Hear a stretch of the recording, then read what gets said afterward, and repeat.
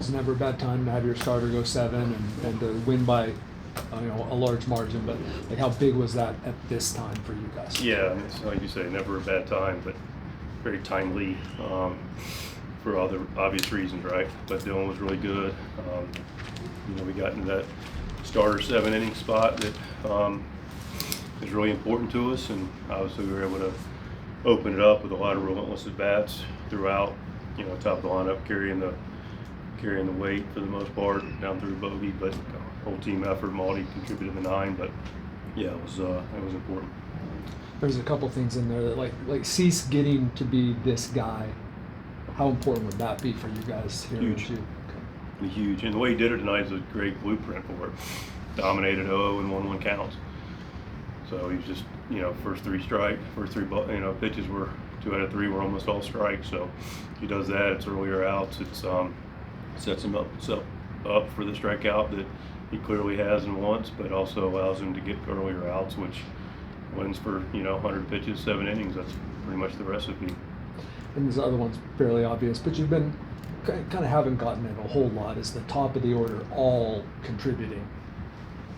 Yep, that's right. Like 11 runs is the kind of thing that can happen when not. I just wonder how big that is. It's huge. It's there's 2 big milestones that happened again tonight. We got the starting pitching, and that's how you really ultimately put together and win games, and allow your bullpen to be rested. And contributions from the top of the lineup. Toddy sets the tone.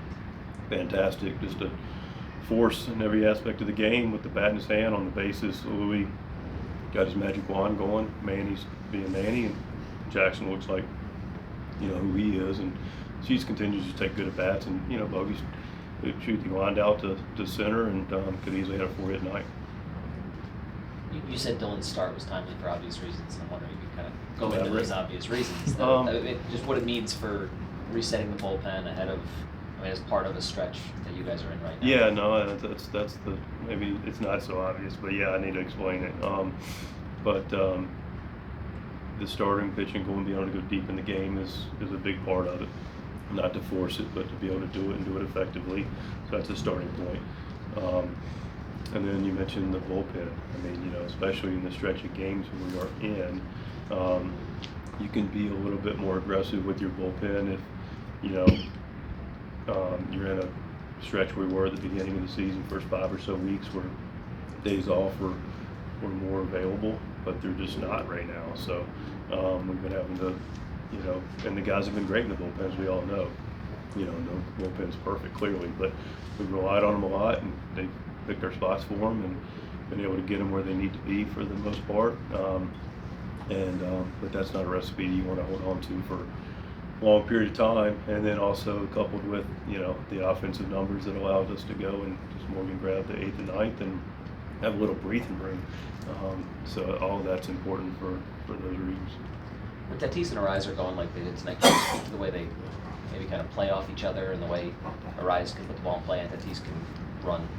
Yeah, that's what it's exactly what it looks like, right? Toddy's at the top, absolute havoc. And then now you've got infielders that just don't know where to go with Louis, right? And then they're moving and they're all over the place. Just creates holes for a guy that can find holes even more so. So it's really a dynamic duo. And then you got, oh, by the way, Manny Machado and Jackson Merrill coming up right after that. So what it looks like tonight, the top of our lineup, and they have those at bats. Watch out. Here we go. Anything else?